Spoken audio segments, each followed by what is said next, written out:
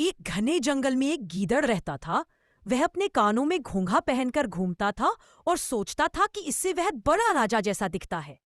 चलते चलते जैसे ही उसके कानों में घोंघा खड़कता, वह अकड़कर कहता, देखो देखो, कान दोनों सोना, राजा बैठा है। जंगल के जानवर उसकी इस हरकत पर हंसी तो बहुत उड़ाते, लेकिन सामने कुछ नहीं कहते। एक दिन गीदड़ को एक छोटी सी गिलहरी दिखी।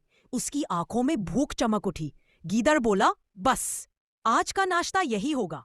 गिलहरी डर तो गई, लेकिन थी बहुत चतुर। उसने तुरंत योजना बनाई और बोली, महाराज, अगर आप सच में राजा है तो मुझे पेड़ पर चढ़ने दीजिए। मैं ऊपर से पूरी जंगल सभा को बताऊंगा कि कान दोनों सोना, राजा बैठा है। आपकी शान दूर दूर तक फैल जाएगी।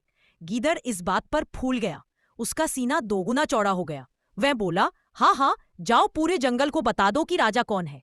गिलहरी तेजी से पेड़ पर चढ़ गई। ऊपर पहुंचते ही उसने लंबी सांस ली और फिर पूरी ताकत से चिल्लाई, कान दोनों घोंघा, गीदड़ बैठा है। यह सुनकर नीचे खड़ा गीदड़ भड़क गया। उसने दांत दिखाए पेड़ पर चढ़ने की कोशिश की, लेकिन न तो उसके पंजे तेज के न दिमाग। गुस्से में चिल्लाता रह गया, अरे नीचे उतर, धोखेबाज गिलहरी। गिलहरी शरारती मुस्कान के साथ बोली, राजा साहब, पहले अपनी अकल को सोना बनाइए, घोंघा नहीं। गीदड़ ने शर्म से मुंह नीचे कर लिया और धीरे धीरे जंगल में वापस चला गया।